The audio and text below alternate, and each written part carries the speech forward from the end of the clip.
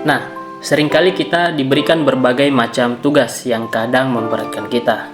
Kadang tugas-tugas tersebut diberikan oleh guru, dosen, ataupun orang lain di tempat kerja ataupun di sekolah. Nah, dari tugas ini, kadang kita merasa sulit untuk mengerjakannya. Kadang juga saat kita ingin memulai mengerjakannya, kita kesulitan dari berbagai macam sisi. Ketika ingin memulai, terasa sangat sulit, sehingga kita masuk kepada yang namanya procrastination. Nah, procrastination ini adalah suatu tindakan ataupun kegiatan yang secara sengaja suka menunda-nunda tugas. Nah, oleh karena itu, pada video kali ini saya akan membahas mengenai materi procrastination dengan judul Stop Menunda Tugas. Kenali, pahami, dan taklukan kebiasaan menunda. Sebelumnya, perkenalkan, nama saya Amri Zaika Putra dengan NIM A50123047. Nah, tujuan saya ingin memberikan materi ini adalah untuk memberikan pemahaman tentang apa itu procrastination, dampak negatifnya, penyebabnya, dan juga strategi untuk mengatasi procrastination tersebut. Kalau gitu langsung saja kita pada materi pertama, yaitu apa sih sebenarnya procrastination? Nah, procrastination adalah tindakan yang secara sengaja dan tidak rasional menunda-nunda suatu pekerjaan yang penting, meskipun kita itu tahu bahwa dampak yang akan kita dapatkan itu adalah dampak yang negatif. Seringkali kita mengerjakan tugas ketika merasa tugas itu berat, kita sering menunda-nundanya dengan alasan kita istirahat dulu sehingga tugas tersebut kita lepas. Tetapi istirahat dan menunda-nunda itu adalah suatu yang berbeda, yang dimana istirahat itu adalah suatu tindakan yang direncanakan dan juga bertujuan untuk menyegarkan diri ataupun emosional kita. Tetapi procrastination itu adalah suatu tindakan yang dikerjakan secara sengaja untuk menunda suatu hal yang dimana akan berdampak negatif pada diri kita, bukan hanya fisik ataupun emosional, tetapi tugas-tugas kita yang tidak dikerjakan sehingga kita kewalahan akan suatu hal, mulai dari tugas yang tidak dikerjakan, time management kita berantakan, dan juga tugas tidak terselesaikan. Nah, mengapa sih kita suka menunda-nunda tugas? Nah, kegiatan suka menunda-nunda tugas ini terdiri dari beberapa hal. Yang pertama itu, kita takut akan kegagalan dari mengerjakan tugas tersebut, karena kita pasti merasa tugas tersebut adalah tugas yang besar dan juga istimewa, sehingga kita pasti berpikir bahwa tugas tersebut haruslah sempurna, dan juga kita pasti berpikir apakah hasil dari yang saya kerjakan ini sangatlah jelek atau tidak sesuai dengan apa yang diminta oleh orang yang memberikan tugas. Nah, yang kedua, kesulitan mengelola waktu. Kadang bukan hanya takut gagal, kita pun kesulitan untuk mengelola waktu, baik itu sedang mengerjakan tugas ataupun akan mengerjakan tugas dan kapan selesainya. Yang ketiga, perfeksionis. Kita pasti merasa bahwa tugas yang kita kerjakan itu haruslah sempurna, sehingga tugas tersebut tidak dimulai-mulai. Ketika rencana yang kita akan laksanakan tidak sempurna, tugas pun tidak terlaksana. Yang keempat, tugas terasa membosankan. Kadang bukan hanya tugas yang besar ataupun istimewa, tugas-tugas yang kecil pun kadang suka kita tunda-tunda, karena itu adalah tugas yang membosankan, hanya itu-itu saja yang kita kerjakan, sehingga kita pasti berpikir untuk mengerjakan ini bisa di lain waktu. Nah, dan yang terakhir adalah kewalahan. Bukan hanya karena tugas yang besar ataupun tugas yang membosankan, kita pun kewalahan mengerjakan tugas yang banyak dan menumpuk.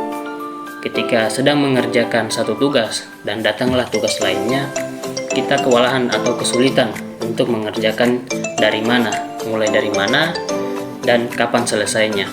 Sehingga kegiatan untuk menunda-nunda tugas ini terjalankan.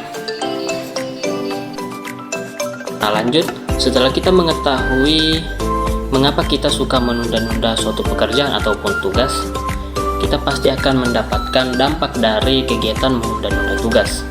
Yang pertama itu stres dan kecemasan tinggi, yang dimana saat tugas yang kita tunda-tunda itu sudah masuk pada deadline, kita pasti akan merasakan stres dan juga kecemasan tinggi. Apakah tugas yang kita kerjakan ini akan selesai atau tidak? Yang kedua, kualitas kerja itu menurun. Nah, tugas yang kita tunda pasti saat sudah masuk pada hari deadline, kita pasti akan mengerjakannya secara terburu-buru sehingga kualitasnya menurun. Berbeda dengan tugas yang kita kerjakan di hari-hari sebelumnya, kualitasnya pasti bagus, berbeda dengan tugas yang kita kerjakan secara terburu-buru.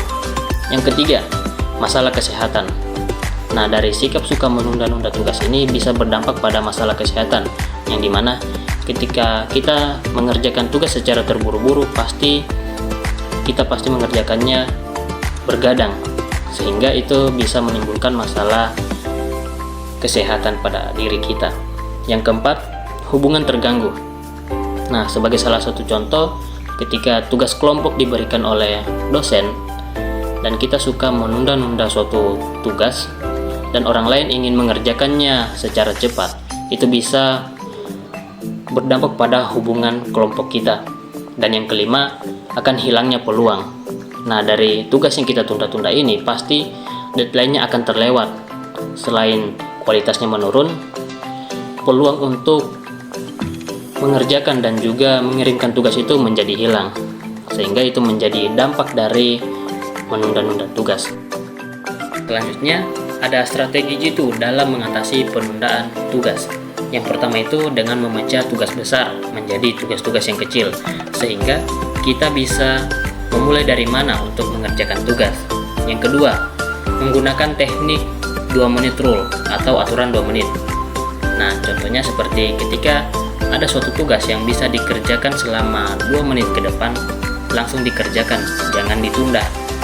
Yang ketiga, menggunakan teknik Pomodoro atau fokus berjangka, yang dimana dengan menggunakan teknik tersebut kita mengerjakan tugas selama 25 menit dan istirahat selama 5 menit agar kualitas kita dalam mengerjakan tugas itu bisa maksimal.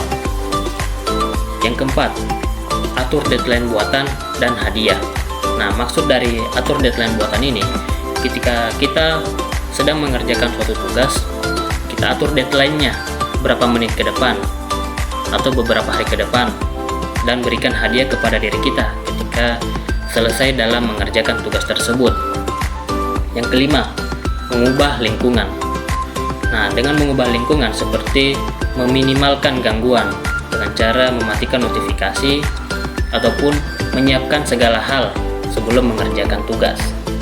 Dan yang terakhir adalah fokus pada memulai, bukan menyelesaikan. Intinya, kita fokus untuk memulai mengerjakan tugas tersebut tanpa harus menyelesaikannya. Kita bisa menyelesaikan di hari lain atau di waktu yang lain agar tugas tersebut bisa terselesaikan secara maksimal, sehingga kita tidak menunda tugas tetapi memberikan waktu istirahat pada diri kita dalam mengerjakan tugas. Nah, sehingga kesimpulan yang bisa saya dapatkan dari materi-materi sebelumnya, yang dimana menunda atau procrastination adalah suatu tindakan atau perilaku dalam menunda-nunda tugas secara sengaja. Nah, dampaknya ini sangat serius, bisa stres tinggi, kualitas kerja menurun, masalah kesehatan, sampai kehilangan peluang untuk mengerjakan atau memberikan tugas tersebut. Nah, kunci dari mengatasi suka menunda-nunda ini adalah dengan memahami penyebabnya. Apa penyebab kita suka menunda-nunda tersebut? Pecah tugas besar yang diberikan kepada kita menjadi tugas-tugas yang kecil, sehingga kita bisa tahu untuk memulai dari mana. Nah, selain itu menggunakan teknik dalam mengerjakan tugas seperti teknik Pomodoro atau 25 menit mengerjakan dan 5 menit untuk istirahat. Atur lingkungan dan fokus pada memulai pekerjaan, bukan menyelesaikannya, serta memberi hadiah atau reward kepada diri kita sendiri ketika selesai dalam mengerjakan tugas tersebut. Nah, mengatasi atau penundaan itu bukanlah tentang menjadi sempurna, tapi tentang memulai selangkah demi selangkah. Progres yang kita lakukan secara konsisten jauh lebih kuat daripada kesempurnaan yang tertunda selamanya. Sekian, itu saja materi yang bisa saya sampaikan. Assalamualaikum warahmatullahi wabarakatuh.